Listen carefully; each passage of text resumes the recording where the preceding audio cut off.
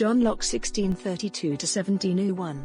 John Locke was an English politician and philosopher born on August 29, 1632, in the county of Somerset, England. Early in the 17th century, Locke went to study medicine at Oxford University. He later became a personal physician to Anthony Ashley Cooper, afterwards who became the first Earl of Shaftesbury in 1616. Two of his most notable political works consist of a letter of concerning toleration and two treatises of government. John Locke is crucial for studying politics as his political theory impacted U.S. Declaration of Independence in the value of individual natural rights. This way Locke considered that individuals are equal because they are born with specific inalienable natural rights.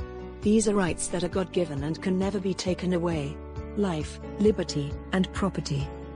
Professor, could you please explain John Locke's stance on the state of nature? Sure. John Locke's theory of political society is rooted in a hypothetical deliberation of the human condition prior to the start of communal living, which was profoundly prompted by the social contract theory. Could you further elaborate, sir? Of course. He declared the fact that the state of nature holds a regulation of nature actually to control it. No one proceeds into control over another, where he characterized it as a state of equality. However, human beings left the state of nature and joined a political society by setting up a central authority. Since the protection of private property was no longer provided in the state of nature, despite the fact that the state of nature is taken into consideration to be free, it falls brief to troubles of being full of fear and continual danger. So the political society appeared to be more beneficial as it became composed of members who had already intended to have mutual maintenance of their lives, liberties and estates.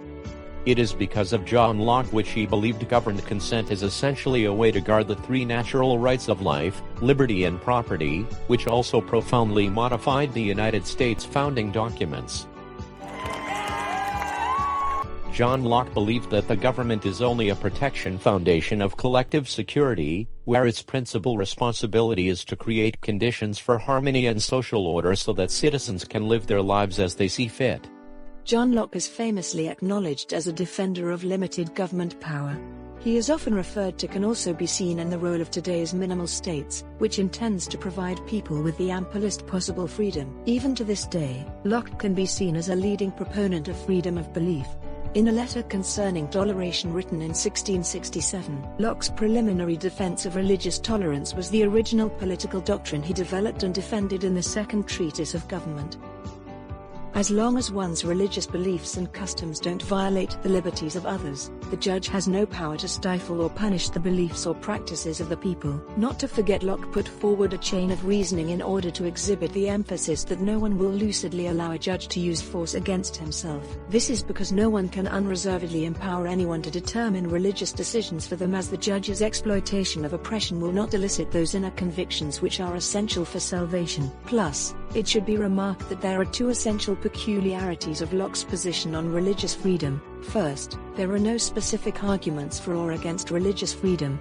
Locke's response that these people would naturally complain and plan to resist because they were oppressed in the first place, where the resolution is certainly not oppression, merely freedom. Just while freedom produces a complex plus reciprocally beneficial economic order, that is to say, everyone has the freedom to predispose to their property.